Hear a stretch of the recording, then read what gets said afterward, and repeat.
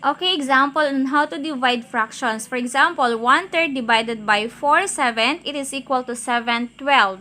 So 1/3 is what we call the dividend, 4/7 is divisor, and 7/12 is what we call the quotient.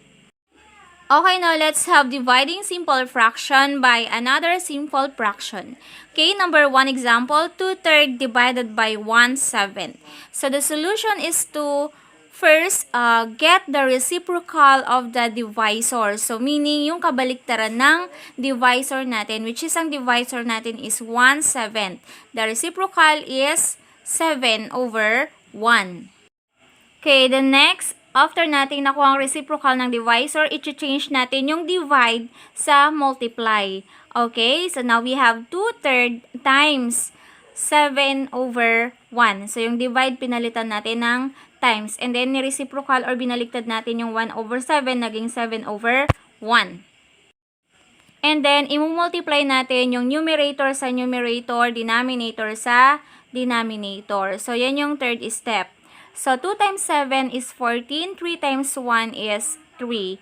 Okay? So, ang result natin, ang quotient natin is 14/3, which is improper fraction.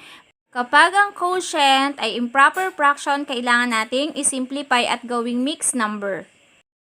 Para maging improper fraction, ang 14/3, so, i-divide natin 14 divided by 3. 14 divided by 3 is 4. So, 4 times 3 is equal to 12. And then, subtract natin. 14 minus 12 is equal to 2. Okay? So, yung quotient natin, which is 4, yun yung whole number. And then, yung 2 na remainder, gagawin natin siyang numerator. And then, yung 3 sa divisor, gagawin natin siyang denominator. So, equivalent ng 14/3 is 4 and 2/3 sa mixed number. Okay, again, re-recall lang natin yung solution natin. 2/3 divided by 1/7.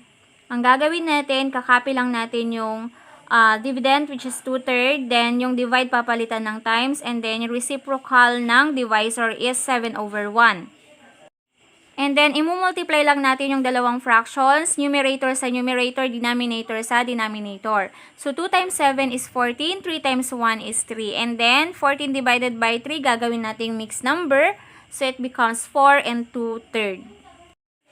Okay, next, dividing simple fraction by mixed number. Okay?